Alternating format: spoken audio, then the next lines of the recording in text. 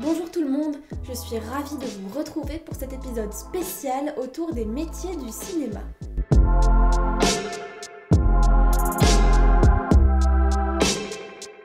Pour faire un film de fiction, il faut une histoire. Et pour écrire cette histoire, le scénariste peut tout simplement faire appel à son imagination. On parle alors de scénario original, mais il peut tout aussi bien se baser sur une œuvre préexistante, comme un roman, une pièce de théâtre, une bande dessinée, ou même un autre film. On parle alors d'adaptation. Le travail du scénariste ne consiste pas à écrire une histoire comme elle le serait dans un roman. Il doit fournir un véritable document de travail qui accompagnera toute l'équipe du film pendant les différentes étapes de sa réalisation.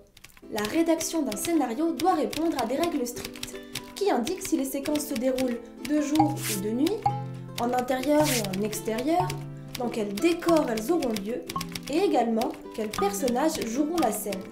Il arrive parfois que le réalisateur soit également le scénariste du film. On parle alors d'auteur-réalisateur.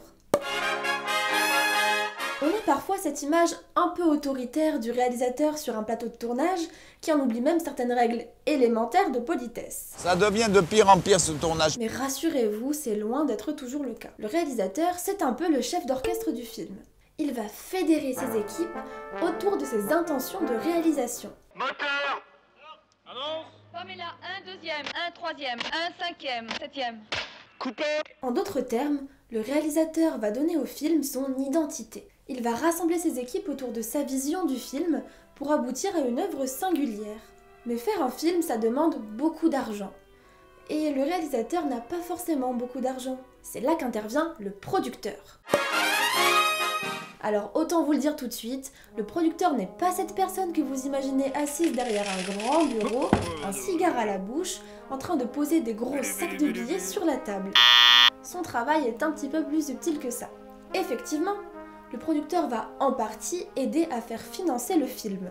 En réalité, il va surtout chercher de nouveaux partenaires ainsi que des subventions, autrement dit des aides de l'État, pour pouvoir rassembler les fonds nécessaires à la fabrication du film. Le producteur est donc très important. C'est lui qui va devoir convaincre de nombreuses personnes d'investir des sous dans le film. Il va également aider le réalisateur à former son équipe de tournage, il va le guider tout au long de la préparation du film et il va même intervenir au moment de l'écriture du scénario jusqu'à ce que le projet lui convienne. Le producteur doit donc avoir un vrai œil artistique. Il est le garant du film, celui qui assure que l'œuvre se fasse et qu'elle soit conforme au projet initial.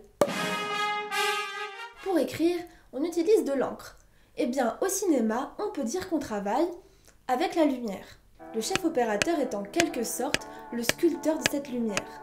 En accord avec le réalisateur et aux intentions qu'il souhaite injecter dans l'image, le chef opérateur doit construire la lumière du plateau. Autrement dit, c'est lui qui va traduire et interpréter les intentions artistiques du réalisateur en termes techniques. Pour résumer grossièrement, il est le maître de l'image. Il peut éclairer une scène de façon totalement artificielle, avec des lumières au rendu irréel, presque fantasmé, ou au contraire choisir d'exploiter de la lumière naturelle. Dans ce cas, il doit bien veiller aux conditions météo du jour et à l'heure du tournage. Attention, on utilise souvent des lumières artificielles pour recréer l'illusion d'une lumière naturelle. C'est l'interlocuteur privilégié du réalisateur pour tout ce qui touche à l'image. Pour tout ce qui concerne le son, le big boss, c'est l'ingénieur du son. Logique.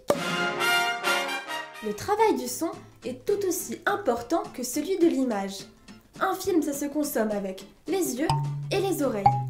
L'ingé son, comme on a coutume de l'appeler, doit d'abord veiller à ce que les répliques des acteurs soient intelligibles et correctement enregistrées. Mais comme le chef opérateur, il va discuter des heures et des heures avec le réalisateur pour cerner ses intentions et lui proposer un traitement particulier du son. Il va ensuite pouvoir enregistrer des sons seuls, des silences et tout un tas d'autres éléments qui vont permettre, lors du montage, de créer une véritable atmosphère sonore qui participera activement à donner au film son ambiance générale. Sur le tournage, l'ingé son doit bien veiller à ce qu'aucun bruit parasite ne perturbe la prise de son, comme un avion qui passe, du vent dans le micro, ou encore les chuchotements du reste de l'équipe. Le chef décorateur est aussi en étroite collaboration avec le réalisateur. Il va imaginer tous les décors du film, ce qui n'est vraiment pas une mince affaire. Il peut travailler dans des lieux préexistants et les ajuster en fonction des volontés du réalisateur, mais il peut aussi travailler en studio et ainsi construire la quasi-totalité des décors. Par exemple, vous connaissez sûrement tous les studios de Ouarzazate et les impressionnants décors du film Astérix et Obélix Mission Cléopâtre. Pour ce film, le chef décorateur Wang Tong-hat avait conçu des décors gigantesques que vous pouvez d'ailleurs toujours aller visiter. C'est très impressionnant et on peut se rendre compte des artifices du cinéma. Même si à l'image, les murs et les pierres ont l'air très réalistes, vous constaterez que tout est en carton-pâte. C'est extraordinaire, hein? Je pourrais également vous parler de nombreux autres métiers du cinéma, comme le cascadeur, l'assistant réalisateur, le second assistant réalisateur, le monteur, l'assistant réalisateur, le régisseur, le coiffeur, la bière, le cascadeur. Mais ce serait beaucoup trop long. Et vous, si vous deviez occuper un métier dans le monde du cinéma, lequel choisiriez-vous? N'hésitez pas à nous donner vos réponses en commentaire, nous serions ravis de les lire. Moi je vous dis à très bientôt pour une nouvelle aventure cinéma.